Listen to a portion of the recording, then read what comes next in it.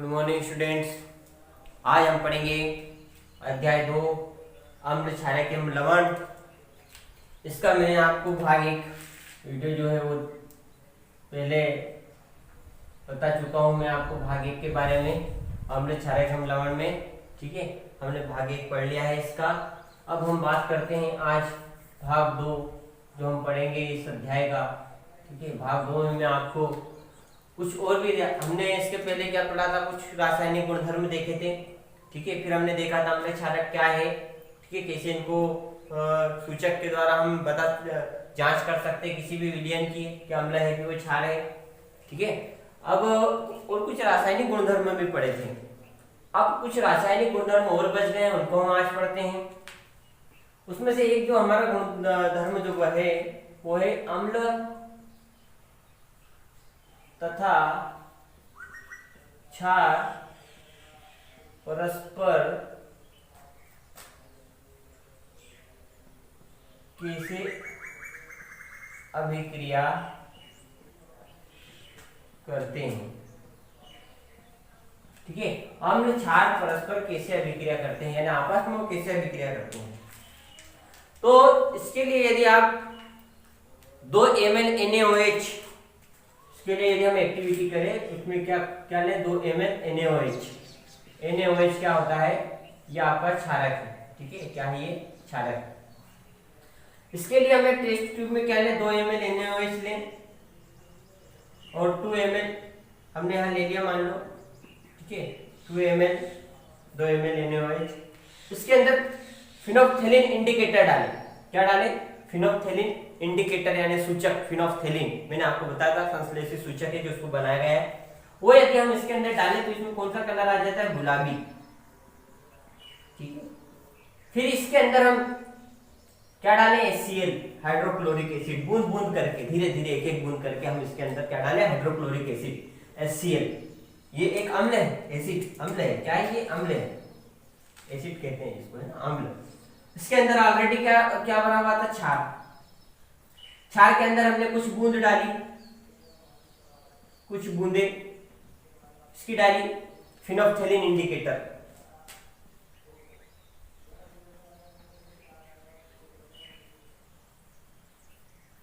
फिनोप्थेलिन indicator कि हमने कुछ बूंदे इसके अंदर डाल दी, गुलाबी कलर आ गया। उसके बाद हम एक एक बूंद करके क्या डालेंगे, HCl हाइड्रोक्लोरिक अम्ल।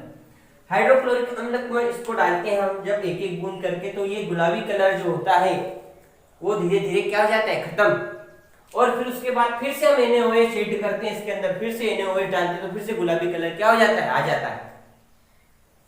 यानी यहाँ पर हमने देखा कि क्या, इससे क्या पता चला, इससे हमें ये पता चला कि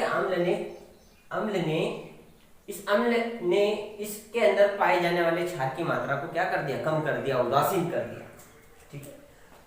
तो क्या हुआ, इससे क्या पता चला कि अम्ल ने क्षार की मात्रा को क्या कर दिया, उदासीन कर दिया।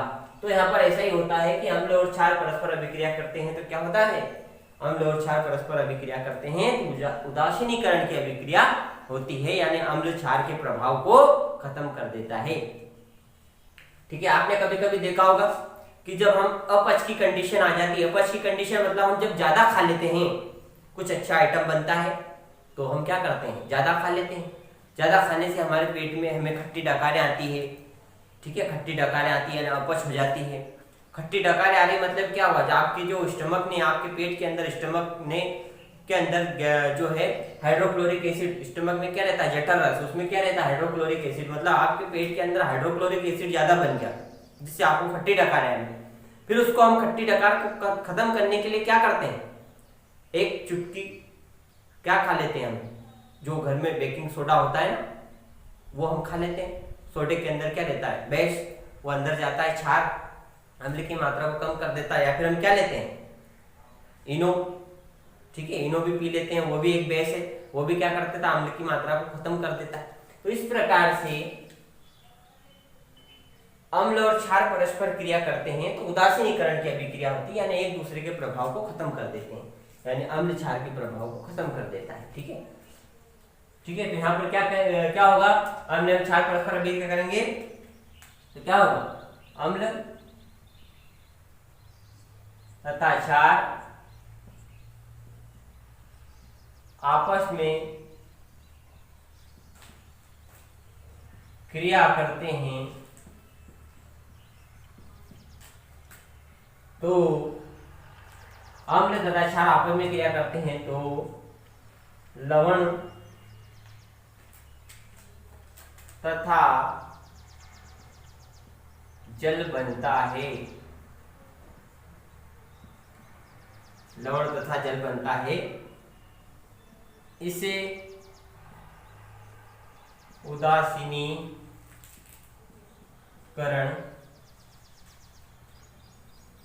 अभिक्रिया कहते हैं। ठीक है, आगे बात समझ।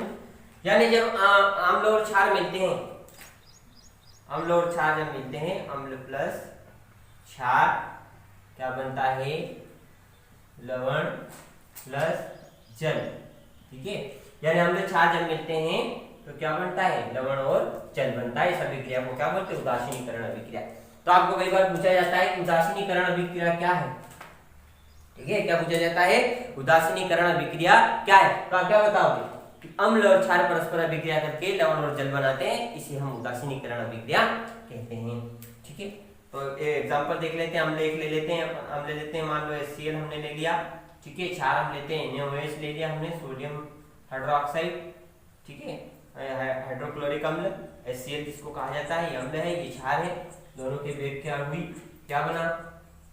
यहाँ का NaCl लवण बन गया और प्लस क्या बनेगा? H2O, ये जल बन गया। ठीक है, ये लवण बना और ये जल बन गया और ये आपका क्या है? क्षार है। ये क्षार है, ये आपका अम्ल है HCl। ठीक है, तो आगे बात समझ में आपको कि अम्ल और क्षार परस्पर अभिक्रिया कैसे करते हैं? तो कैसे अभिक्रिया करते हैं? अम्ल क्षार परस्पर अभिक्रिया करके लवण और जल बनाते हैं, जिसे उदासीनीकरण अभिक्रिया कहते हैं। और यहाँ पर हमने इसको देखा। ठीक है, ये हमने जो है अम्ल क्षार का एक और गुण देखा, रासायनिक गुणधर्म। अब और भी देखते हैं इसके गुणधर्म। और अगला गुणधर्म यदि हम देखें तो क्या देखेंगे हम? अम्लों के साथ धात्विक ऑक्साइड की अभिक्रिया। अम्ल के साथ धात्विक ऑक्साइड की अभिक्रिया। इसके लिए हम एक क्रियाकलाप देखते हैं कि किस प्रकार से हम इसको करें। क्रियाकलाप में हम एक लेंगे कॉपर ऑक्साइड। ठीक है, क्या लिया हमने? Copper oxide. कॉपर ऑक्साइड ले लिया। ठीक है, ये एक धात्विक ऑक्साइड है, धातु भी है इसके साथ और ऑक्सीजन है, इसलिए इसको क्या बोला जाता है? धात्विक ऑक्साइड। ठीक है, धातु के साथ Cu, कॉपर एक धातु है और ऑक्सीजन है। ठीक है, तो ये धातु और ऑक्सीजन मिलकर क्या बना लेते हैं? धात्विक ऑक्साइड। तो ये जो हमने इसका नाम है कॉपर ऑक्साइड। तो कॉपर ऑक्साइड ले लिया टेस्ट ट्यूब में। कॉपर ऑक्साइड लेने के बाद इसके अंदर हमने क्या ऐड किया? HCl हाइड्रोक्लोरिक अम्ल ऐड करेंगे, हम डालेंगे थोड़ा थोड़ा, फिर उसको हिलाएंगे, स्टीयर करेंगे, हिलाएंगे। हिलाने के बाद हम देखते हैं कि कुछ समय बाद ये जो है इसका कलर नील हरित हो जाता है। क्या हो जाता है? नील हरित। इसका कलर नील हरित हो जाता है। अब ये नील हरित कलर क्यों हुआ? अब नील हरित क्यों हुआ इसके लिए देख लेते हैं हम क्या हुआ होगा। CO कॉपर ऑक्साइड लिया, प्लस हमने इसमें HCl ऐड किया, अम्ल। ठीक है, हाइड्रोक्लोरिक अम्ल इसके अंदर डाला हमने, तो यहाँ पर क्या बन गया? यहाँ पर आपका कॉपर क्लोराइड बन गया, CuCl2। ठीक है, प्लस आपका क्या बच गया? H2O। ठीक है, इसको बैलेंस कर लेंगे हम, यहाँ पर 2 लगा देंगे। ठीक है, ये बैलेंस हो गई। तो यहाँ पर क्या हुआ? जब हमने ये लिया था, ये लिया, इसमें हमने ऐड किया क्या? HCl ये डाला, हाइड्रोक्लोरिक अम्ल इसके अंदर डाला, तो इसका कलर नील हरित हो गया। क्यों हुआ? क्योंकि यहाँ पर क्या बन गया? Copper chloride. क्या बन गया? Copper chloride. कॉपर क्लोराइड बन जाने के कारण कलर क्या हो गया? नील हरित हो गया। ठीक है, और ये आपका जल बन गया। ठीक है, तो इस प्रकार से इससे हमें क्या स्पष्ट होता है? इससे ये स्पष्ट होता है कि धात्विक ऑक्साइड भी, इसको किस प्रकार से लिख सकते हैं? इस प्रकार से, धात्विक ऑक्साइड प्लस अम्ल क्या होगा? लवण प्लस जल। यानी धात्विक ऑक्साइड भी उसी प्रकार की अभिक्रिया करेंगे जो कि अम्ल और क्षार करते हैं। क्या करते हैं, धात्विक ऑक्साइड भी वैसे ही अम्ल के साथ अभिक्रिया करते हैं जिस प्रकार से क्षार अम्ल के साथ करता है। ठीक है, क्योंकि क्षार और अम्ल भी देखा हमने क्या बनाना था, लवण और जल, तो ये भी क्या बनाता है, लवण और जल। धात्विक ऑक्साइड भी क्या बना रहे हैं, ये धात्विक ऑक्साइड भी क्या बना रहे हैं अम्ल के साथ, लवण और जल। यानी ये कैसी अभिक्रिया हो रही है, उसी प्रकार से हो रही जो क्षार और अम्ल की होती है। ठीक है, और इसके हम यदि समीकरण देखें तो वो हमने ये देख ली। ठीक है, तो यहाँ पर हमने देखा स्पष्ट हुआ, कलर क्यूब बदला, यहाँ पर लवण बन गया और ये जल बन गया। ठीक है, तो धात्विक ऑक्साइड क्या होते हैं, तो इससे स्पष्ट होता है, क्या स्पष्ट होता है कि जो धात्विक ऑक्साइड होते हैं वो किस प्रकृति के होते हैं, उनकी प्रकृति होती है क्षारीय प्रकृति। ठीक है, इससे स्पष्ट हो गया कि क्षारीय प्रकृति के वो होते हैं। कौन, धातु ऑक्साइड। धातु ऑक्साइड कैसे होते हैं, क्षारीय प्रकृति के। ठीक है, क्योंकि यहाँ पर हमसे स्पष्ट हो गया, यहाँ हमने धातु ऑक्साइड लिया, अम्ल लिया, ठीक है, तो कलर बदल गया। ठीक, तो इससे पता चला कि धात्विक ऑक्साइड कैसे हैं, क्षारीय प्रकृति के होते हैं। ठीक है, कई बार पूछा जाता है धात्विक, हम जब अंतर पढ़ेंगे डिफरेंस तो वहां पर इसका उपयोग होता है। ठीक है, तो धात्विक ऑक्साइड कैसे होते हैं, क्षारीय प्रकृति के। ठीक, ये हमने एक और देखा अम्लों के साथ धात्विक ऑक्साइड की अभिक्रिया। ठीक है, और देखते हैं आगे। अब हम देखेंगे क्षारकों के साथ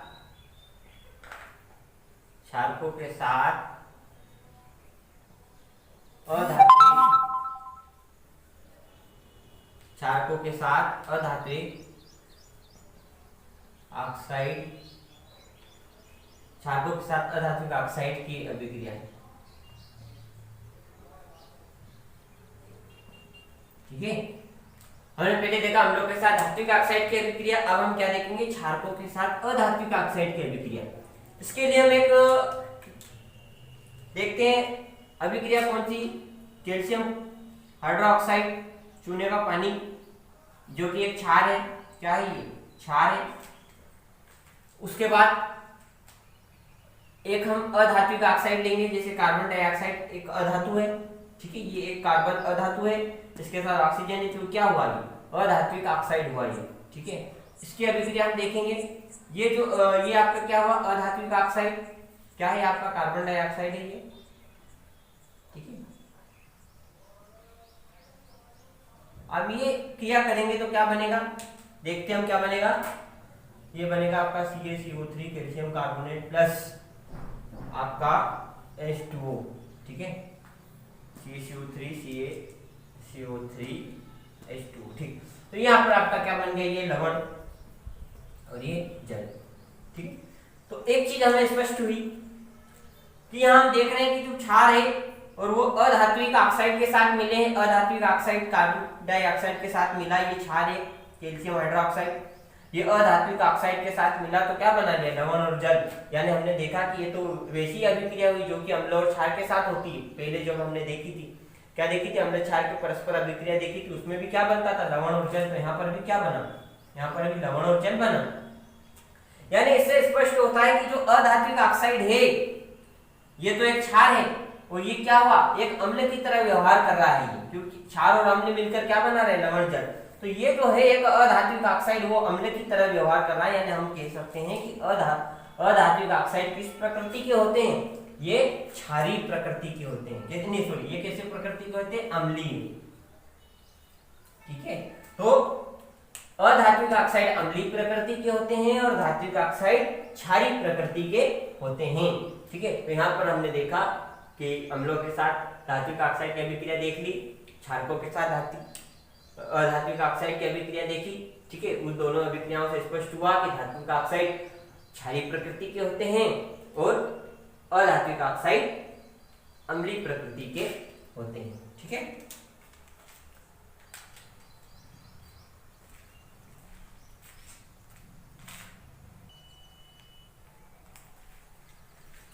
अब हम देखिए हम सभी अम्लों एवं क्षारकों में क्या समानता है। ठीक है, सभी अम्लों और क्षारकों में यदि हमें समानता देखनी है तो कुछ हमें विलयन इकट्ठे करने पड़ेंगे। कौन कौन से विलयन, जैसे आपने ले लिया ग्लूकोज ले लो, एक आप ले लो एल्कोहल ले लिया आपने, ग्लूकोज एल्कोहल। तो उसके बाद में सल्फ्यूरिक अम्ल ले लो, सल्फ्यूरिक अम्ल और हाइड्रोक्लोरिक अम्ल। हाइड्रोक्लोरिक अम्ल। ठीक है, ये कुछ हमने विलयन ले लिए। अब इन विलयनों को इस बीकर में 100 ml का बीकर है, 100 ml के बीकर में हमने एक कॉर्क लगाया, 2 कील लगा दी। एक कॉर्क है, 2 कील है, इसमें तनुकृत अम्लीय विलयन भरा हुआ है, अम्लीय विलयन भरा हुआ है, इसके अंदर 2 कील है, उसको 6 वोल्ट की बैटरी के साथ हमने लगा दिया, एक बल्ब रखा और एक कुंजी यानी बटन रखी। ठीक है, अब इसके अंदर हम बारी बारी से विलयन को भरेंगे। ठीक है, अब देखते हैं, हम बारी बारी से ग्लूकोज डाला, एल्कोहल डाला, सल्फ्यूरिक अम्ल, हाइड्रोक्लोरिक अम्ल डाला। तो जब हम बारी बारी से इसके अंदर ये विलयन डालते हैं एक एक करके, पहले ग्लूकोज, फिर एल्कोहल, सल्फ्यूरिक अम्ल, हाइड्रोक्लोरिक अम्ल, जब हम एक एक करके इसमें डालते हैं तो ये जो बल्ब है वो अम्ल की कंडीशन में, जैसे हाइड्रोक्लोरिक अम्ल, सल्फ्यूरिक अम्ल हम डालते हैं तब ये बल्ब जलता है, किंतु ग्लूकोज और एल्कोहल डालने पर ये बल्ब नहीं जलता है। तो इससे स्पष्ट ये होता है, इससे स्पष्ट क्या हुआ, हमें इस पे स्पष्ट हुआ कि जो अम्ल है इनके अंदर क्या उत्पन्न होता है। अम्ल जो होते हैं, जैसे आपका HCl हाइड्रोक्लोरिक अम्ल, जैसे आपका सल्फ्यूरिक अम्ल H2SO4, इनके अंदर क्या होता है कि इनके अंदर H+ आयन उत्पन्न होते हैं। क्या होते हैं? H+ ion. अम्ल में क्या होते हैं? H+ आयन उत्पन्न होते हैं। इस कारण से ये जो होते हैं, इस कारण से इनमें क्या होती है, विद्युत धारा प्रवाहित होने लगती है और बल्ब जलने लगता है। तो अम्ल जो है वो अम्लीय प्रकृति के क्यों होते हैं? क्योंकि उनके पास क्या होता है, H+ आयन।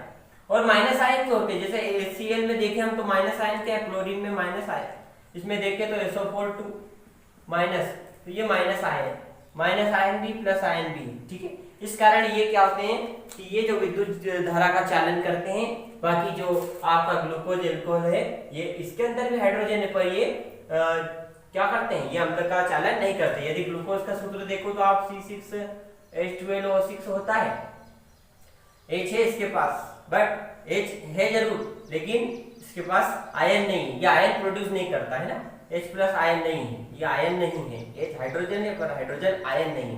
तो जो अम्ल है वो क्या करते हैं, अम्ल जो है वो H+ ion, hydrogen plus ion उत्पन्न करते हैं, जिससे विद्युत धारा प्रवाहित होती है और इसी के कारण इनकी अम्लीय प्रकृति भी होती है।